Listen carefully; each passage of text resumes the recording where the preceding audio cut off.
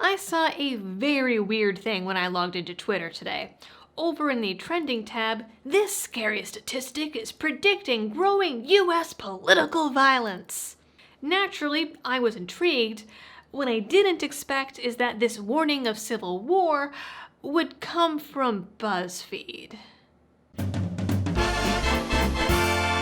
Many Americans are clinging to the idea that if Joe Biden wins the presidential election, calm can return to a nation riven by protests and rattled by President Donald Trump's authoritarian rhetoric, they say. But not so fast, BuzzFeed warns us, probably surprising themselves just as much as it's surprising us.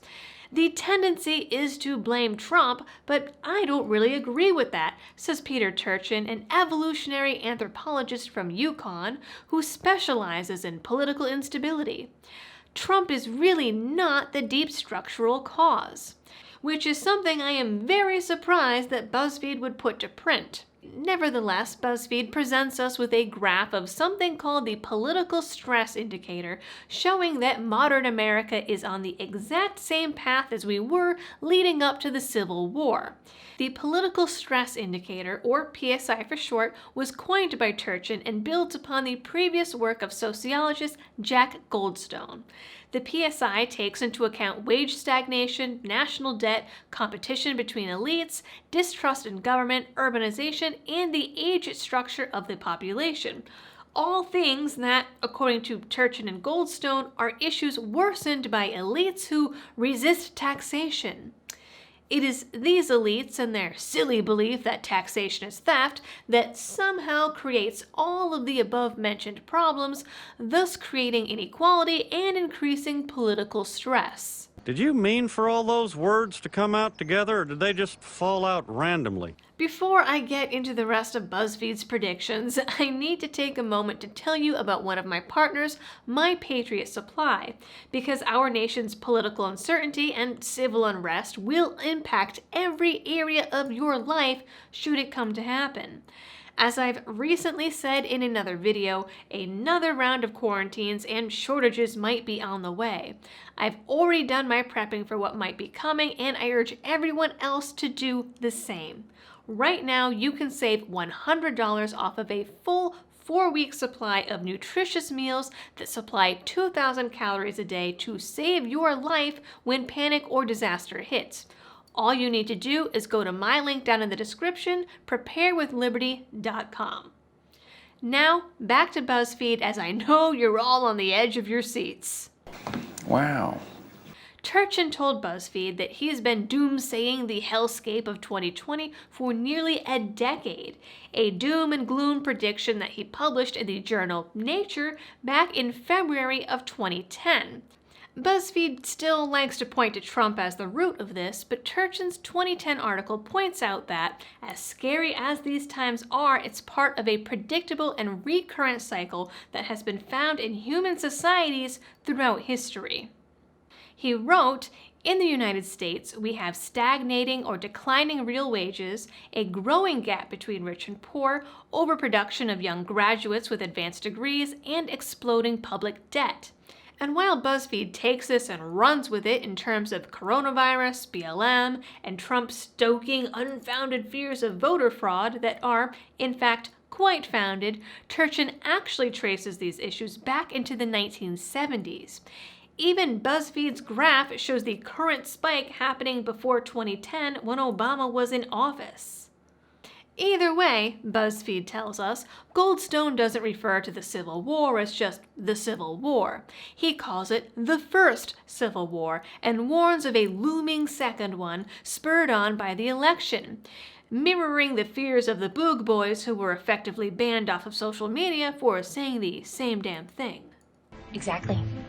There's a conspiracy here. And Goldstone certainly has some credentials when it comes to predicting civil war and political instability.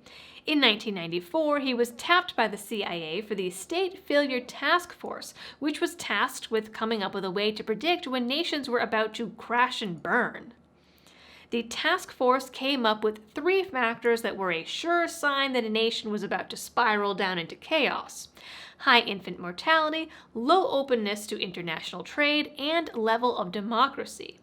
The project was tweaked several times and later renamed the Political Instability Task Force, where, up until 2012, Goldstone was able to predict civil wars and democratic collapses with about 80% accuracy. Which is kind of some scary shit.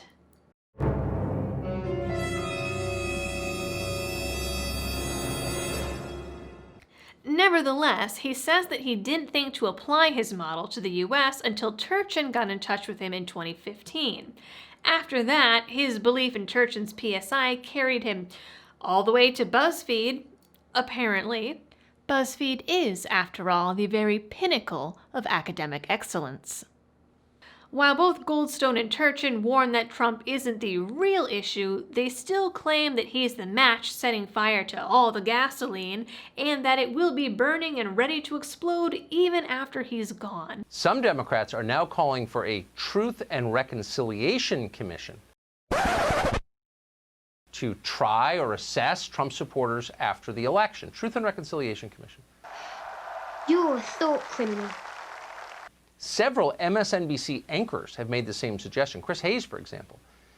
And indeed, they say that the biggest indicator isn't poor race relations, which have been an issue for hundreds of years, but rather the fact that between the riots and COVID and, for some, the sheer reality that Donald Trump even exists, the real issue is a complete loss of faith in government and political institutions.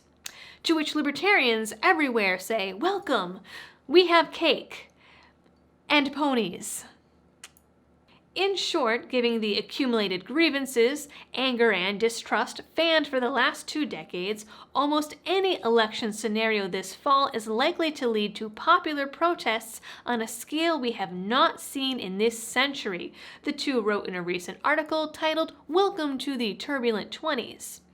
I think it's important to note that that particular article doesn't just blame folks who don't want to pay exorbitant taxes, thus starving the government of needed revenues. Too bad, so sad, bye-bye. But also blame an increasingly meritocratic society. It's this starvation of resources, by the way, from the elites not paying their fair share that created the national debt, according to Goldstone and Turchin, and not the fact that Congress hasn't been able to balance a budget in 2 decades, and before that, the last time it was balanced was 1969. That has nothing to do with anything. Either way, the pair says that anyone who doesn't think some massive civil unrest is coming is unduly optimistic. While Goldstone and Turchin point to armed folks on both sides of the conflict, Buzzfeed instead consulted other social scientists who strictly blame right-wing militia groups that won't go quietly if Trump loses. Apparently, they haven't seen the folks claiming they're going to burn down cities if he wins, or even everyone on Twitter threatening war if Amy Coney Barrett made it to the Supreme Court. Which she did. Other sociologists that Buzzfeed consulted say they don't think a war is coming because the United States as a whole is just too wealthy. But they also said that national poverty could lead to such violence, as could an armed group trying to seize the means of production. Resources, like, I don't know, the US government during the lockdowns, or, say, Antifa? Finally, says Buzzfeed and their scientists, if war ever did break out, all these armed militias everyone is so scared of would be no match for the National Guard, even though they all erroneously and simultaneously think that these militias have the exact same weapons as the National Guard. It's a little bit of a paradox. Still, says one sociologist they pulled from Ohio State, the issues leading up to the Civil War were marked by a huge moral divide. A moral divide that could very well be seen in today's political landscape, especially in the age of lockdowns. Buzzfeed then throws another statistic at us, this one developed by the DC-based Fund for Peace. This measure is called the Fragile States Index, and again seeks to identify nations that are at risk due to a bunch of underlying factors, including refugee flows and economic distress. Overall, the US looks pretty good by their measure, despite some of the social justice warriors claim that the US is literally the worst place on earth.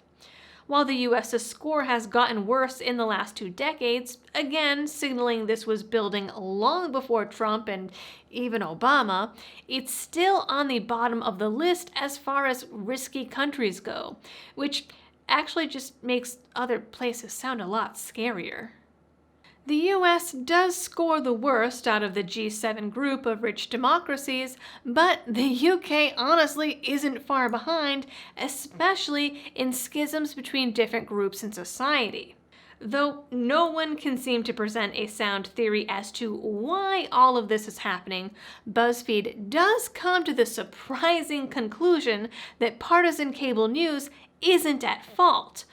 Though, of course, their source is a 2006 study exclusively on Fox News and doesn't take into account that the left pretty much owns the media these days, and thus the media hates the right.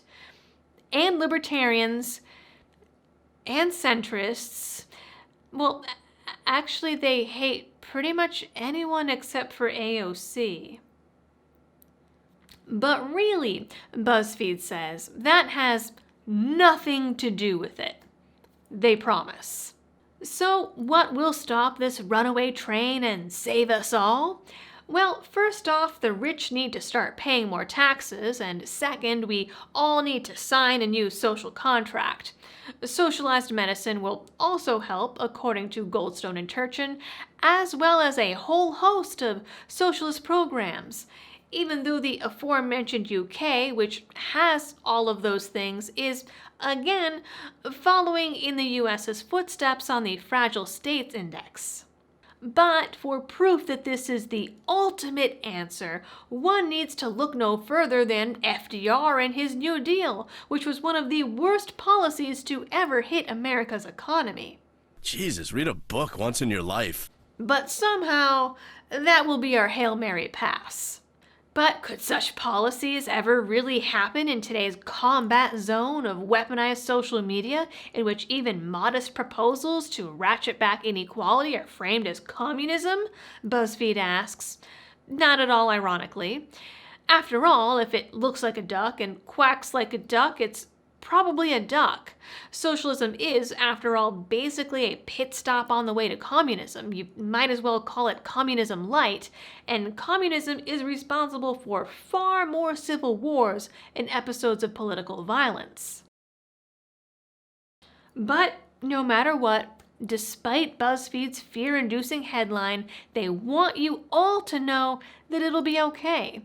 Trump was a stress test, and so long as we can get that social contract in place and vote, vote, vote, blue no matter who, the country will eventually turn itself around, even with Fox News. That's it for today's video. Please don't forget to like, share, and subscribe if you're new here, because we all know that Buzzfeed really doesn't want you to. And drop a comment down below. If you like my work and want to help support it in other ways, you can find me on Patreon or Subscribestar. Check out my merch store and the partners in the description, or give a one-time donation through PayPal or crypto. Until next time, thanks for tuning in and helping me to spread the message of liberty.